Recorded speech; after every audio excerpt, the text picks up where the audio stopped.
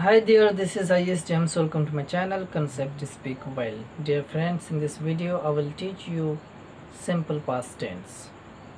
And simple past tense में जैसे कि simple past tense का definition and identification बता चुका हूँ, and past tense पर भी मैं वीडियो बना चुका हूँ कि past tense कहते किसको हैं, and past tense का भी identification और short definition भी मैं बता चुका हूँ.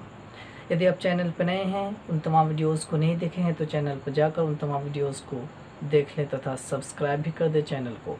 एंड प्रेजेंट टेंस भी मैं कंप्लीट कर चुका हूं, एंड प्लेलिस्ट में अलग से प्रेजेंट टेंस जो बनाया हूं उसको जाकर भी देख लें. एंड सिंपल पास्ट टेंस में भी, या पास्ट इंडेफिनिट टेंस उसको कहते हैं, उसमें भी मैं अफर्मेटिव तथा निगेटिव स्ट्रक्चर में पढ़ा चुका हूं. अब जो हमारा नेक्स्ट है वो है इंटेरोगेटिव स्ट्रक्चर. एंड इंटेरोगेटिव में जो वाक्य होता है वो कैसे शुरू होता है, जैसे कि मैं प्रीवियस वीडियो में बता चुका हूँ. So without wasting any time let's get started. हमारा है next interrogative structure simple past tense. Simple past tense. Let me tell you again, यदि आप वीडियो नहीं देखे हैं तो शायद आपको समझने में दिक्कत हो, इसलिए मैं आपसे रिक्वेस्ट करूंगा कि आप जाकर उन तमाम वीडियोस को देख लें सो डैट आपको स्टार्टिंग से अच्छा से समझ में आए. सो हमारा नेक्स्ट है इंटेरोगेटिव स्ट्रक्चर. Interrogative structure. जिस प्रकार से हेल्पिंग वर्ब के रूप में जो सिंपल प्रेजेंट टेंस में डू डज का प्रयोग हुआ था, उसी प्रकार से इसमें डिड का प्रयोग हुआ है, जो V2 है डू का. तो इसमें भी डू से वाक्य हमारा शुरू होगा. तो सबसे पहले did subject plus V1 plus object plus OW plus question mark. ये हमारा सिंपल सा क्या है, स्ट्रक्चर है, इंटेरोगेटिव स्ट्रक्चर है.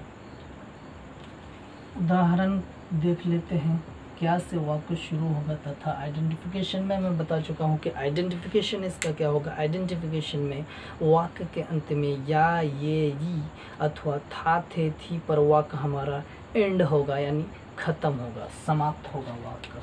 तो क्या आप वहाँ नहीं गए, वहाँ गए. इंटेरोगेटिव निगेटिव नहीं है. तो क्या आप वहाँ गए, तो आप हिंदी को कभी भी देखकर अंग्रेज़ी ना बनाएं, अंग्रेज़ी में अनुवाद ना करें. कभी भी हिंदी को देखकर अंग्रेज़ी यदि आप बनाने का प्रयास करेंगे तो वो गलत होगा. इसलिए आप स्ट्रक्चर के माध्यम से बनाएं, स्ट्रक्चर के मदद से बनाएं, ताकि वो सेंटेंस आपका कंप्लीट हो तथा करेक्ट हो, वरना रॉन्ग हो जाएगा. तो हम डिड से शुरू किए हैं, तो सबसे पहले डिड को लेकर चलेंगे.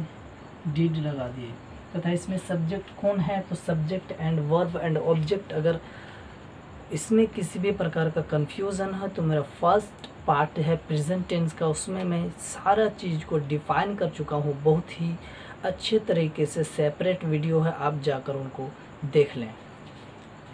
सो डिड एंड सब्जेक्ट लगाएंगे, तो आप यहाँ पर सब्जेक्ट है तो यू, डिड यू. एंड उसके बाद यहाँ पर वर्ब लगाना है. इसको देखकर कभी नहीं बनाएंगे कि क्या है तो व्हाट लगा देंगे, आप है तो यू लगा देंगे, वहाँ है तो देयर लगा देंगे, गए हैं तो गॉन लगा देंगे. इनको देखकर आप बनाने का प्रयास नहीं करेंगे कतई. आप उसके बाद वर्ब लगाना है आपको सब्जेक्ट के बाद. तो वर्ब यहाँ पर क्या है, जाना. तो जाना का गो होता है, एंड इसका गो ही लगाएंगे, इसलिए कि V1 का प्रयोग करना है यहाँ पर, गो. एंड उसके बाद there. So did you go there. इस प्रकार से आप बनाएंगे सारे सेंटेंस को. हिंदी को देखकर फिर से मैं बताऊं कि आप ना बनाएं, वाक्य को इंग्लिश में अनुवाद ना करें. So did you go there, क्या आप वहाँ गए। और एक एग्जांपल देख लेते हैं, जैसे कि क्या आपने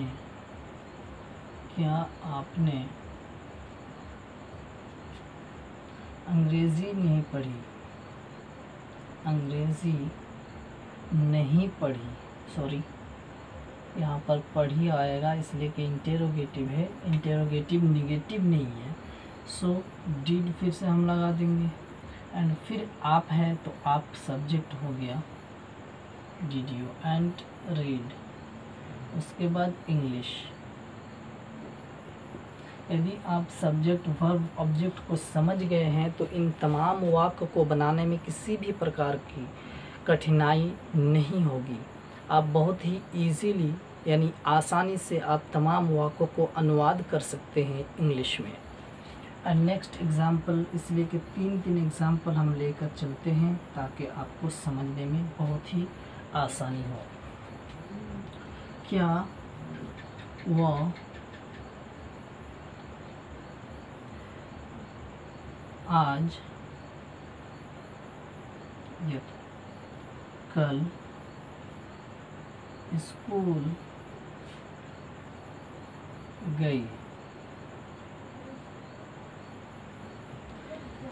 एंड जो आइडेंटिफिकेशन मैं बता चुका हूँ कि वाक्यों को देखकर सबसे पहले आप वाक्यों को पहचानेंगे कि वाक्य के अंत में क्या लगा हुआ है। आइडेंटिफिकेशन के ऊपर ही निर्भर करता है कि ये हमारा वाक्य किस में बनेगा, प्रेजेंट में, पास्ट में या फ्यूचर में।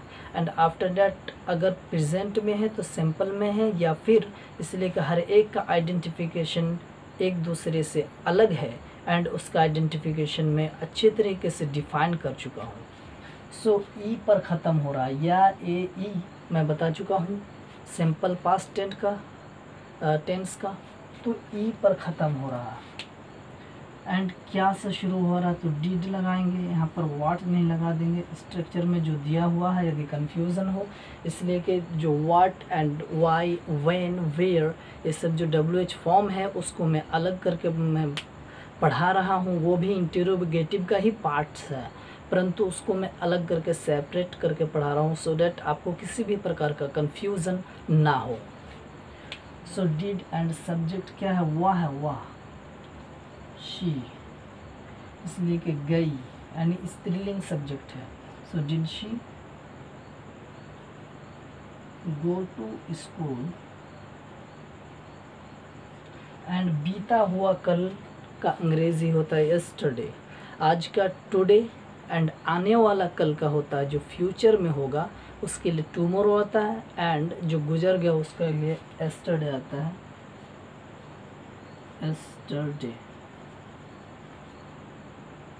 Now this sentence is completed. Did she go to school yesterday, क्या वह कल स्कूल गई, है ना। क्या आपने लिखा, डिड यू राइट, क्या उसने हंसा, डिड ही लव, है ना। क्या उसने पढ़ा, डिड ही रीड, क्या उसने देखा, did he watch, where did he सी।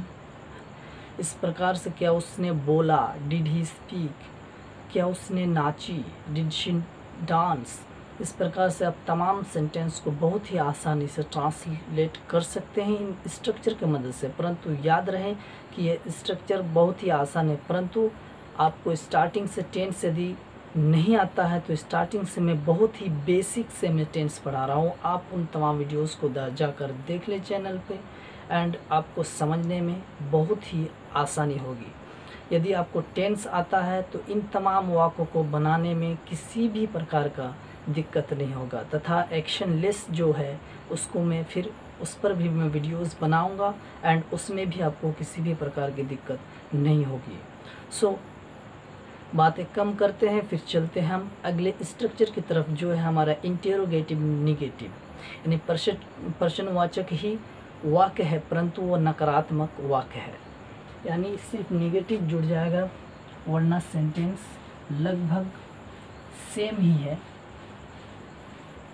हमारा नेक्स्ट है इंटेरोगेटिव निगेटिव। इसमें निगेटिव जोड़ देंगे, निगेटिव स्ट्रक्चर।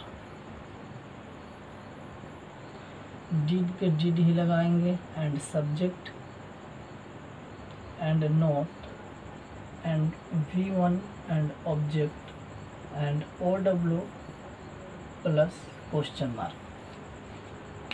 जैसे कि मैं बता चुका हूँ कि सिंपल प्रेजेंट टेंस में अफर्मेटिव स्ट्रक्चर में ही सिर्फ V5 का प्रयोग होता है सिंगुलर सब्जेक्ट के साथ। पास्ट टेंस में सिंपल पास्ट टेंस या पास्ट इंडेफिनिट टेंस में अफर्मेटिव स्ट्रक्चर में ही सिर्फ प्रयोग होता है V2 का, वरना सब में मेन वर्ब के जगह पर V1 का ही प्रयोग होता है पूरा टेंस में।